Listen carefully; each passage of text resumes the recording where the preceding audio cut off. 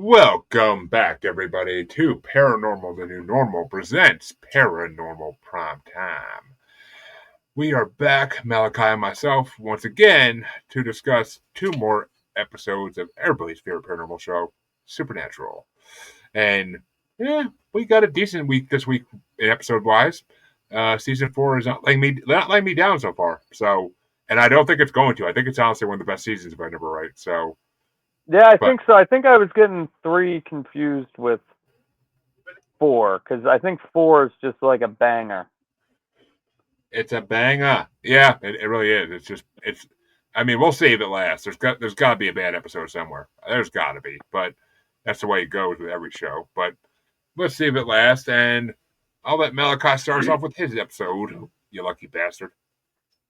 Okay, so like Jeremy was alluding to last week, I've got season 4, episode 3 in the beginning, and this is kind of Back to the Future-esque type of a theme here.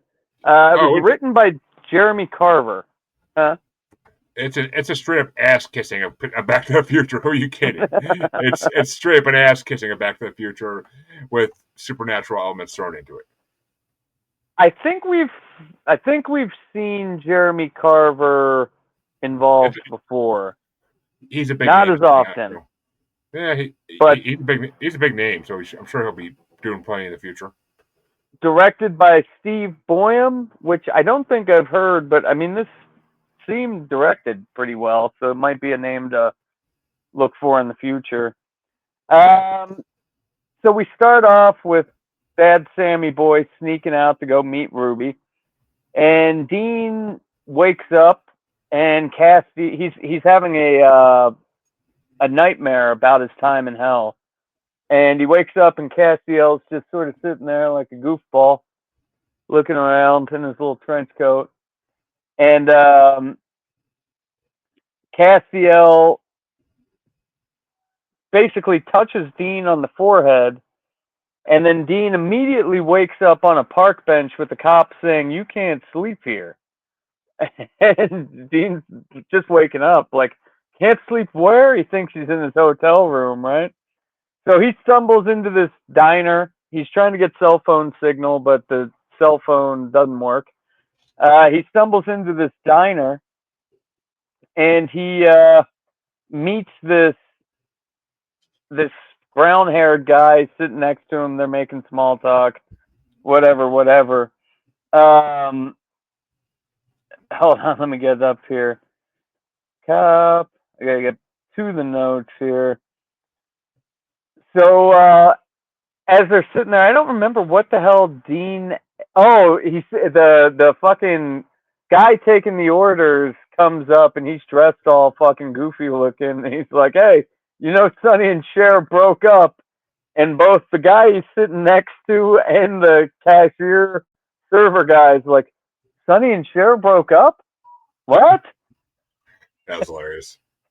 So, he keeps going through little things like this. He's talking to the dude his age, similar kind of look. And he finally finds out this guy, John, sitting across from him, tells him that he's in Lawrence, Kansas. And he's like, what the fuck am I doing in Lawrence, Kansas? And then he sees a newspaper, and it's 1973. Well, so first he sees the headline that says Nixon, and he's like, what? Yeah, like recap. But so then some guy in the back calls for Winchester, and both the guy Dean's sitting next to and Dean both look. And then that dude walks up there, and he finds out it's John Winchester, when John Winchester was Dean's age. Which is a straight Back to the Future reference. Yeah, that's even with the mom and the hots and. There are, I think there are 6 Back to the Future references in this episode, like direct references in this episode. Which actually you didn't mention it because you probably didn't realize even, but the billboard for Tab Soda on the bench he was sleeping on is. I saw that. That's the first thing that that's what Marty tries to order when he gets to the diner in Back to the Future. Okay, yeah, my wife just watched it. I didn't pay much attention. And they're like, and when he orders it, they're like, tab. What's tab? Because The it's the 50s. 50s. Yeah, so tab doesn't exist yet. Oh, But that's funny. I think they screwed up that scene though. It would have been hilarious if they did like the Zack Back to the Future scene where like somebody wanting to fight John Winchester, but he can't fight for shit. So like Dean hops in and knocks them all out. Well, it's kind of similar in the regard of the fight because John Winchester is talking about he just got back from Vietnam and the Yeah, guy's asking about him, so he was over in Vietnam fighting. But so Dean finally just figures out what the fuck's going on, right? Like he's back in the future somehow. This has never happened. They're used to hunting vampires. So kind of following his father when he gets outside, and then he runs into Castiel again. And Dean's like, "What the fuck? Am I dreaming? Like, what is this? An illusion? What are you doing?" And Castiel says, "No, you're back here, and you need to stop it." And Dean stopped what? This is the second time Castiel's told him to stop something, and he has no idea what the fuck to stop. So Dean ends up following John to the parking lot where John is about to buy a fucking Volkswagen bus, which I would love to have one right now too. But Dean convinces him to buy Baby and says, "Hey, this car is still going to be kick ass in 40 years, dude. This is the one you got to buy." But my girlfriend, aka Dean's mom, wants him to buy a Volkswagen bus. Dean talks him into buying Baby. So we get through all that. Oh, Dean introduced himself as Dean Van Halen. I guess that's kind of a little spot. But when he's in the car lot with John before he buys the car, he's asking him like, "So have you smelled any sulfur? Hey, I was pretty hungover in there. Were there any cold spots?" Like all these crazy hunter questions, and John just thinks this dude's a fucking nut job. So after John buys the car, Dean's follows him to his girlfriend's house, where he finds out that this is Dean's mother, and he says, "Sammy, Mom is a hottie. I'm going to hell again for this." That one was pretty funny. So yeah, it's like the opposite of the Back to the Future. Like instead of the girl having the hots for Dean, Dean had the hots for his mom, which is even fucking worse. well, I mean, she kind of likes him a little bit too at some points. She kind of, but I don't know if it's because she's seeing like something in him that she doesn't know what it is, or if she actually has interest. It would have been funny. It would have been funnier once again if they had the whole like him watching her from a tree and like falls out the tree type of thing. Like if they did like that Yeah, future rap, that would have been hilarious. But they do get better music rights right now, but I think you're getting into the territory of straight up lawyers involved. I So, know, probably, yeah. um, so Dean continues to follow Mary and John, and Mary, when they get to this place where they're hanging out, Mary excuses herself, and John's checking for the proposal ring. He's about to propose to her. But then Mary sneaks up on Dean and says, "Why are you following me?" And then Dean and his mom get into some crazy ninja graphic fist fight thing happening. And Dean finally manages to, get her pinned. And he sees that she's wearing this charm bracelet with all of this like hunter symbology. And he's like, "Mom was a hunter?" So, he tells him that he's a hunter too, and Dean goes with Mary home, and this is where he meets his grandfather, Samuel. And then we're gonna get to a funny part. Uh, the whole family, Mary's whole family is hunters. The mom, the dad, her, and Samuel immediately says, "So you're a hunter? How do you kill a vampire? The silver bullet or a stake through the heart?" And Dean passes the test. "Nah, you decapitate the little sons of bitches." And Sam starts asking about like, "What are you guys hunting?" And Well, do you need any help? We don't work with other hunters. I don't work with other hunters. But Dean finds out that Mary's mother name, his grandmother's name, is Deanna. So Dean was named after the woman, and Sam was named after the man. I thought that was a funny scene. I didn't even catch that, honestly. I didn't think of that even. I mean, I was watching them at 5:30 this morning, so that's why. But I didn't. I don't think I took my first sip of coffee at that point. But I didn't even think of that. Like, I was at work, and I was at the perfect point where I was like building bikes, and the thing was right in front of my face. So you get to see like Dean makes this snarky little like fuck. I'm named after a girl face. It was pretty funny. But so Grandpa Samuel tells him the case they're working on at this farmer's mysterious death. He said the name. I can't see the name here. I didn't get to take my notes today. I got called into work, but it was some farm. And Dean says, "Hey, I know that name." Whitshire, Tom Whitshire. Woodshire Farm. So this is where he offers the help, and Samuel's like, "Hey, we work alone." And so then we cut to, like they're going their separate ways, and Samuel and Mary, Dean's mom, are driving dressed as priests and nuns. And Samuel's like, "Would you rather be holding pom poms?" Blah blah blah. Because Mary's bitching, teenage girl, doesn't want to go on a hunting trip with her father. And when they show up, Dean's there. So Samuel's going to the front door to act like a priest. Mm-hmm. Oh, I thought you were going to say something. You're about to say what I was going to say, so I'll let you do it. Sure, episode. Yeah, so, and fucking Dean's already questioned as the priest guy. So Mary had walked off to go talk to the kid. And when Samuel asks the wife again, "Is there anything weird about your husband's death besides his guts being all over the back nine?" So Dean leaves Samuel with that and then goes and talks with Mary.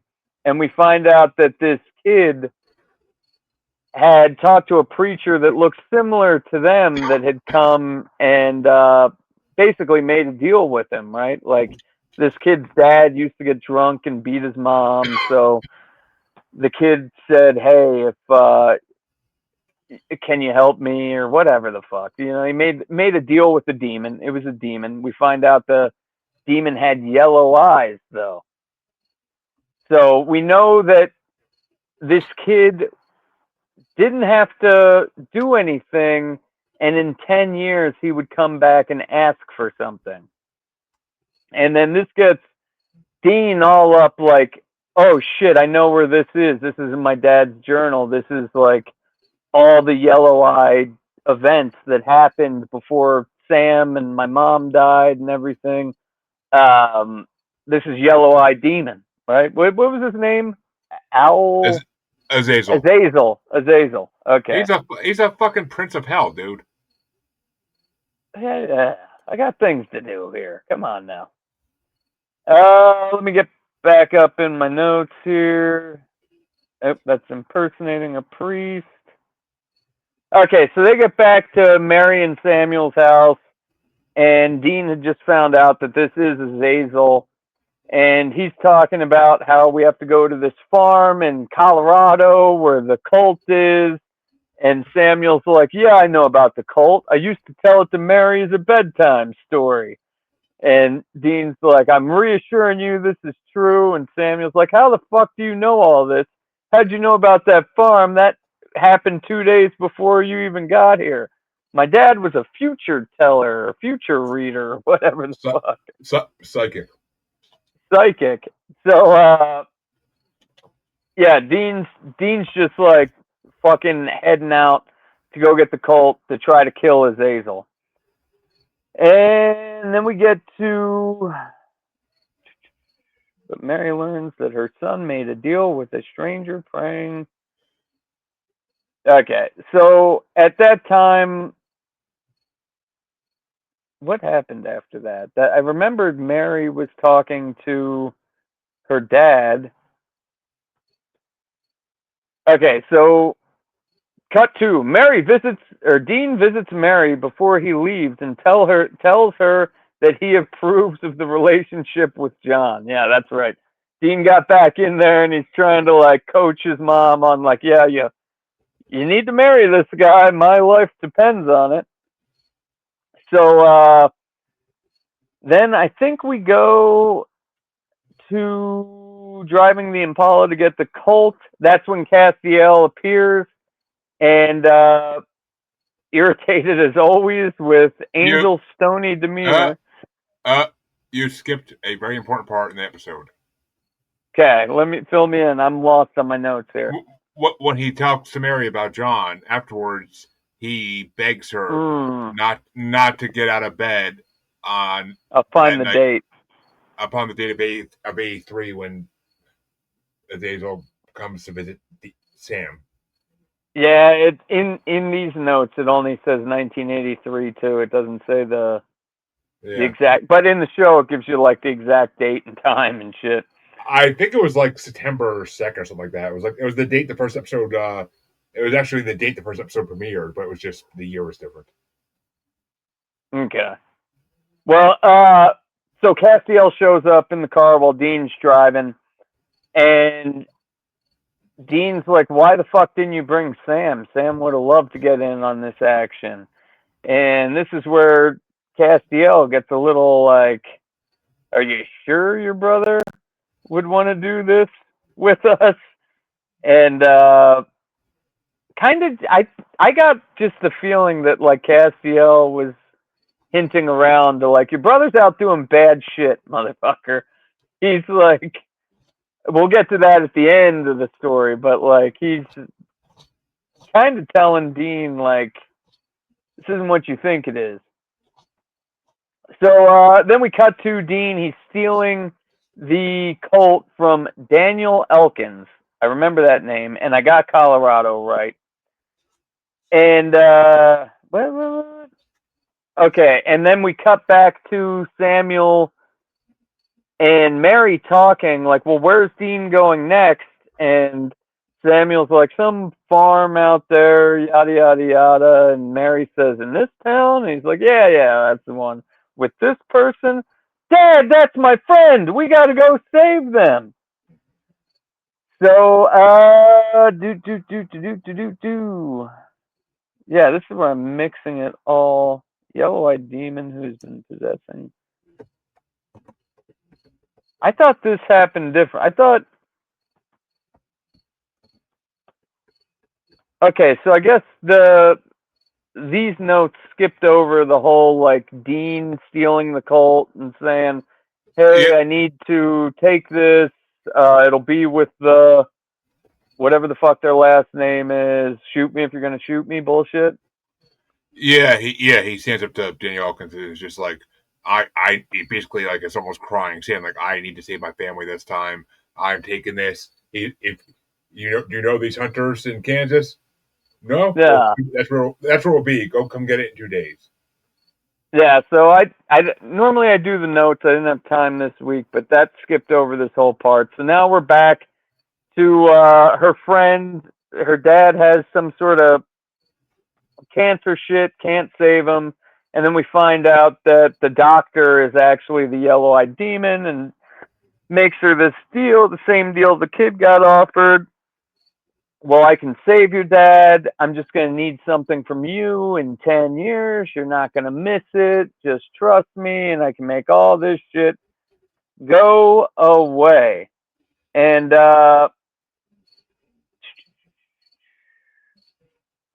but soon overpowers. I know Mary and Samuel rush in, and then there's like a fight, and yeah, this is given like Yeah, horrible notes.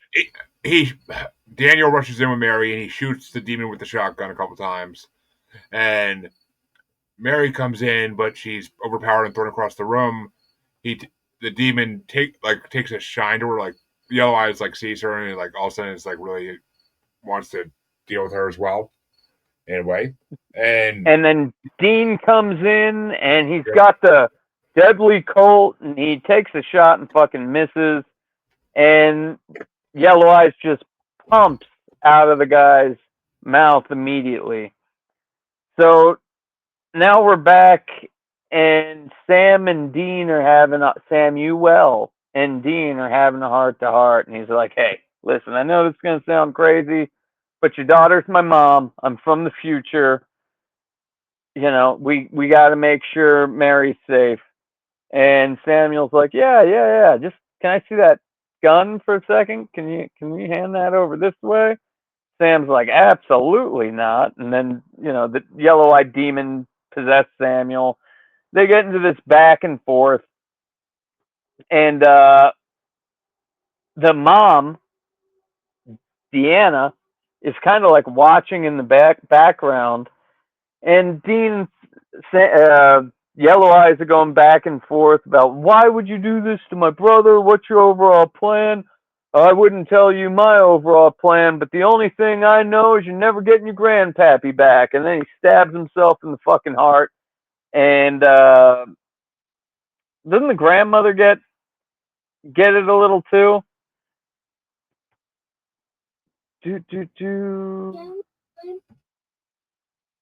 Grandpa Samuel.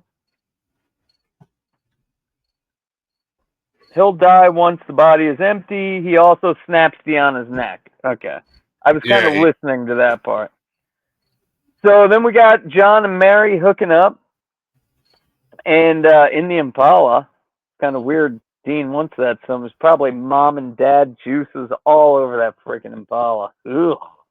And John another girl juices from all the times that John had it after she died. So now we cut to Samuel, aka Yellow Eyes, yanking the daughter out of the car, and then he snaps John Winchester's neck. And now he's making a deal with Mary, right? So Mary's got this same fucking deal. And the smoke escapes again, leaving Samuel dead. So Mary's parents are dead, but John quickly springs back to life, at which point Castiel appears to bring Dean back to the present. And Dean's like, what was that? I couldn't stop it. Blah, blah, blah. And Castiel's like, "Yeah, dumbass. You were never going to stop that. We just need to show you what we know. This is all we know. We don't know what fucking Azazel's plans are. But now you know what we're dealing with." And that's when Castiel goes and tells Dean that, like, "Hey, your brother's being a fuck up. He's off partying with demons. And if you don't fix it, we're going to fix it. Fix that shit."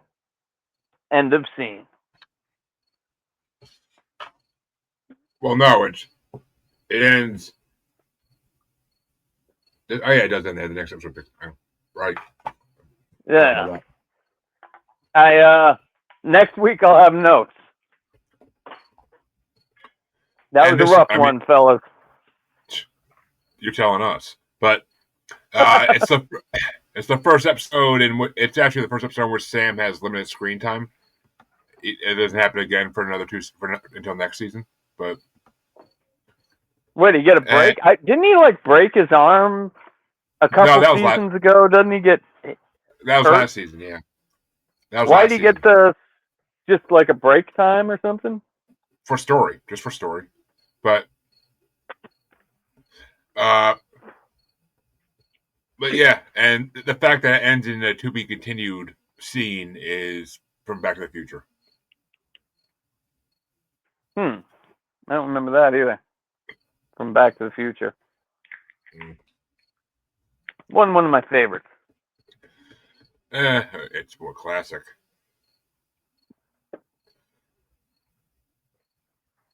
I would give that a 4. Yeah, a lot of storyline. Pretty solid. I'd give it a 4.5. I think it's one of the best episodes. It's freaking. it's great. I mean, it's basically what the spinoff, the Winchesters, was supposed to be. Like them, a young Winchester family, like a young Mary's family, like hunting. But So how does that happen though? Like this, so this is after Azazel snaps his neck. well, no, he gets restored back to life, according to. Yeah, I know he gets restored back to life, but like in the Winchesters, because I still have to watch the last one, but I watched all the others. It just doesn't. I think it's after all this happened because it's called the Winchester, so I think it's when John and Mary are first married. Hmm. Yeah, it kind of just goes against this whole narrative because like John wasn't supposed to know about any of this shit until after Mary died. So like alternate timeline type shit. No, you gotta imagine that he told her that she told him what her family did at some point.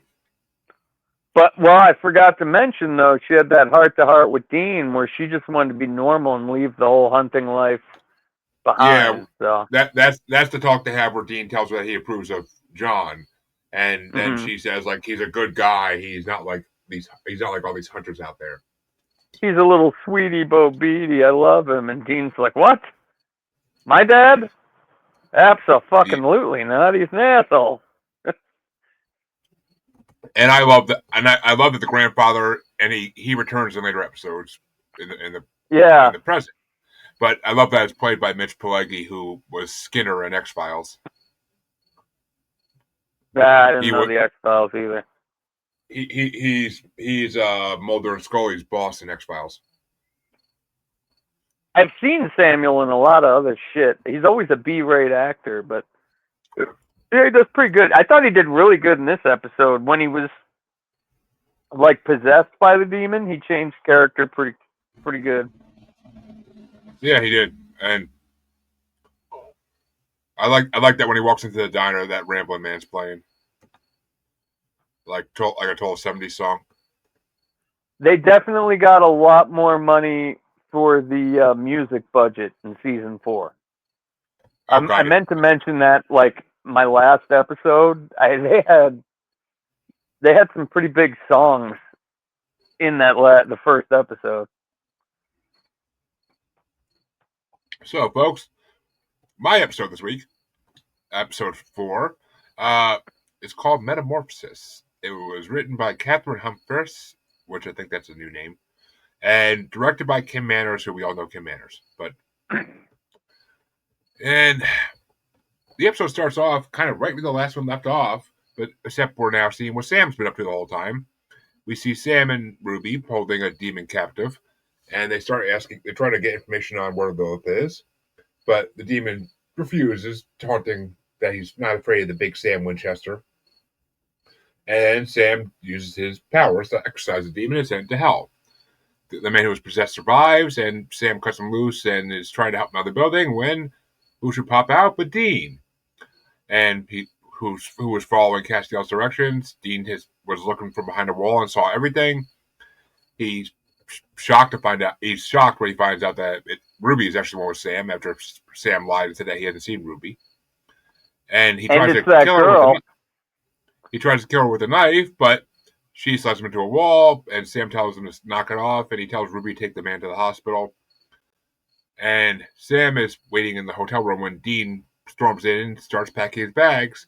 Sam asks if he's leaving and grabs his arm as he heads towards the door. Dean responds by punching him in the face twice. Some nice swings to leave that lip bloody. And he's pissed off Sam's been using his powers, but Sam tells him he's only been using it to save people, and after Dean died, he kept fighting the only way he could. Dean doesn't give a fuck and asks why an angel had to inform him to Sam being like, what? An angel? And Dean tells Sam that Castiel had warned him to stop Sam or he would. He tells Sam that this means God wants him to stop as well. And all of a sudden, Sam's phone starts ringing, so this all ends. And it's a hunter named Travis giving them information. And we see them in the car going to meet Travis. And Dean tells Sam about a trip back in time and what he learned about their parents. Dean's shocked to find out Sam has known that he was fed demon's blood as an infant and didn't tell him for over a year. And he's just more pissed off that there's been a list of things Sam hasn't told him about since he came back to life. And what would you do? Like if a demon, or if you were in Sam's position and your brother came in and said, "Hey, if you don't take care of your brother, we will." I think I'd immediately stop. Yeah, me too. An angel's threatening me? Yeah, I'll stop, please. But we see the boys in Carthage, Missouri. They observe Jack Montgomery, a normal guy, seemingly, and we see him looking through the fridge, something to eat, devouring chicken and everything else, and he comes across a package of raw ground beef that he consumes like he's a dying man who's about to die and eat something in the next second. So they go to their hotel room and they meet up with a guy. They walk in the hotel room. There's a guy sitting at the table. Travis, who Dean cleverly says, "I told you we should have hit all the beer." As Travis is sitting there downing bottles, and he's apparently known them since they were little kids. He tells them that he killed Jack's father, who was a Rougarou in 1978. But he didn't know that Jack's mother was pregnant with him at the time, and that she later put him up for adoption. So, and which a Rougarou, I don't like the way they use that. They call this thing a Rougarou. It's not really a Rougarou. Rougarous are just a version of dogmen. It's not this. It's not this creature that is just humanoid. Like there's never been a Rougarou thing in real life where it's a humanoid creature. It's always more of a dogman creature. Like a werewolf, right? Yeah, like a dogman. But I don't know. It's weird. I mean, he gets like crazy shit happening. It's different. They're using that in the complete wrong term. But they go to talk to Jack because Travis tells him that he wants to kill him, and Sam gets on his case with like, why would you kill him? You don't know he's going to do this yet. He could resist and not take the bait and be human his whole life. Which, of course, Dean's like, it's a monster. We got to kill it. But they're on their way to go talk to Jack, and Dean tells Sam that Dean starts saying that Sam's over-identifying with Jack. And Sam tells Dean to stop the car. He tells Dean how hard it has been living with the knowledge that he's contaminated with demon blood and that he is trying to make the best of it. And that they'll try to talk to Jack and they'll tell him of his and his real father's status as a Rougarou, as well as what will happen if he consumes human flesh, or as Dean learns his new word today, long pig. But they start talking to the guy and he doesn't believe a fucking word they're saying. And it basically breaks down to the point where he yells at them, leave his property or he's going to call the cops. Loud enough that neighbor looks over. So they leave because they don't like cops. And that night they trail him and they see him about to attack a woman, but he resists his urges and he heads home. Oh yeah, because isn't that when we see? Oh yeah, that's when we see him in a bar. He's drinking away his sorrows after he tried to get very rough sexy with his wife, and she pushed him away, saying, "What is wrong with you?" So we see him at a bar downing whiskey, and he sees a woman getting hit on by a fat guy who looks very much like Kevin James. I actually had to look up and be like, "Is that Kevin James?" But I don't think it was.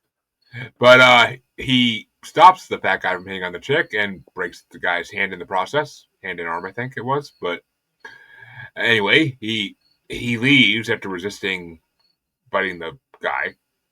And he goes home because his wife's been asking where he is and everything. And Travis is there, having broken into the home. And he's holding his wife hostage. And he learns that that's when he learns that she is also pregnant because Travis reveals that she was screaming, "I'm pregnant," when he broke in, so he wouldn't hurt her. So Travis overpowers Jack and ties him up, and he says, "I'm sorry I gotta do this, but I'm gonna burn you both alive. Sorry for your kid." It's still in utero. But Jack manages. I think they'd have a vaccine for that, huh? Yeah. Well, Jack breaks free and attacks Travis, and he kills him he starts biting his neck and killing him, and he completely finishes his transformation into a monster. And when Dean and Sam arrive, they find just nothing but a blood stain on the floor. And they say, "Is that Travis?" And Dean's like, "Well, what's left of him?" And they follow the blood trail and they find what the hell's the guy? What the hell is it? They find this. Oh, they find Jack. As he runs out and attacks them, he knocks both of them the fuck out. Sam wakes up locked in a closet and he's telling Jack to resist his urge as he tries to break out using a coat hanger rather than his powers. But Jack can't resist and he's about to eat Dean, and Sam escapes and incinerates him. Fire, fire, burn, burn, ashes. And we don't really see what happens to his wife. I assume she escapes, but Yep. Case for 20 years down the road. Basically. But in the Apollo, Dean, in a gay meter of like 2, Dean apologizes to Sam for being hard on him, but Sam says that he doesn't want to talk about it anymore. He has made a choice, not for Dean or God, but for himself, to stop using his powers. After school special over. Hey, I will say, if we're having a guest host, they have to put up with the gay meter. That's Dave. We'll see how that goes. But this episode has a first. It's the first time that Dean calls Castiel Cass. Ah. Yeah, I guess he's been calling him like fuckhead and shit, huh? Not yet, but that comes.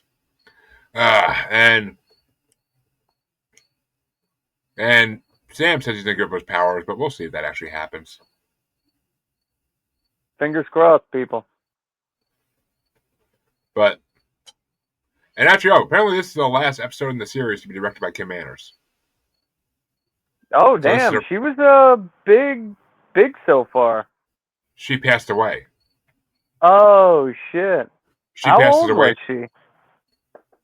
I'll look that up. 58. I'm looking at it right in front of me. 58. Huh. But she died in January 2009. So, yeah, this season was 2009. So yeah, she died probably like right after the mid-break in this season. But well, rest in peace, Kim Manners. We could have used you in like season 12 for sure. And Carthage, Missouri will come up in a later episode in the next season. That is a very good episode. I will say that. And we got a Halloween episode coming up, fellas. Stay tuned. And it's funny that Travis tells him that Ruru is going to be taken down with fire, but he said he killed his father by shooting him with 8 bullets. But maybe they were like big bullets and he shot his head off. Maybe. I would give this one we'll say 3.2. Yeah, I'll be there with you, filler. I wasn't highly impressed. But we have 2 good episodes that come up next week, I believe. Well, actually, yeah, one monster of the week and then one storyline episode. So we got and we might have a guest next week, folks. I will work on that, but we might have a guest next week. So we'll see. You might see some other face on here besides ours talking about Supernatural for once. I know it's about time. But any closing comments, Malachi, before we shut it off for tonight? Everybody listen to Candace Owens this week. And have a good night with that, everybody.